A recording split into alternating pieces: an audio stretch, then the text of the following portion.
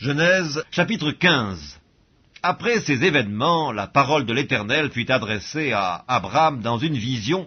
Il dit, « Abraham, ne crains point, je suis ton bouclier et ta récompense sera très grande. » Abraham répondit, « Seigneur Éternel, que me donneras-tu? Je m'en vais sans enfant, et l'héritier de ma maison, c'est Eliezer de Damas. » Et Abraham dit, « Voici, tu ne m'as pas donné de postérité, et celui qui est né dans ma maison sera mon héritier. » Alors la parole de l'Éternel lui fut adressée ainsi, « Ce n'est pas lui qui sera ton héritier, mais c'est celui qui sortira de tes entrailles qui sera ton héritier. » Et après l'avoir conduit dehors, il dit, « Regarde vers le ciel et compte les étoiles, si tu peux les compter. » Et il lui dit, « Telle sera ta postérité. » Abraham eut confiance en l'Éternel, qui le lui imputa à justice.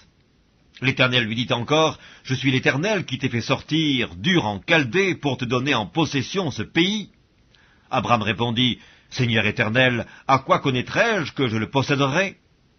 Et l'Éternel lui dit, « Prends une génisse de 3 ans, une chèvre de 3 ans, un bélier de 3 ans, une tourterelle et une jeune colombe. » Abraham prit tous ces animaux, les coupa par le milieu, et mit chaque morceau l'un vis-à-vis de l'autre, mais il ne partagea point les oiseaux.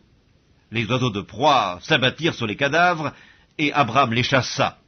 Au coucher du soleil, un profond sommeil tomba sur Abraham, et voici une frayeur et une grande obscurité vinrent l'assaillir. Et l'Éternel dit à Abraham, « Sache que tes descendants seront étrangers dans un pays qui ne sera point à eux. Ils y seront asservis, et on les opprimera pendant 400 ans. Mais je jugerai la nation à laquelle ils seront asservis, et ils sortiront ensuite avec de grandes richesses. Toi, tu iras en paix vers tes pères, tu seras enterré après une heureuse vieillesse. À la 4e génération, ils reviendront ici, car l'iniquité des Amoréens n'est pas encore à son comble. » Quand le soleil fut couché, il y eut une obscurité profonde, et voici ce fut une fournaise fumante, et des flammes passèrent entre les animaux partagés.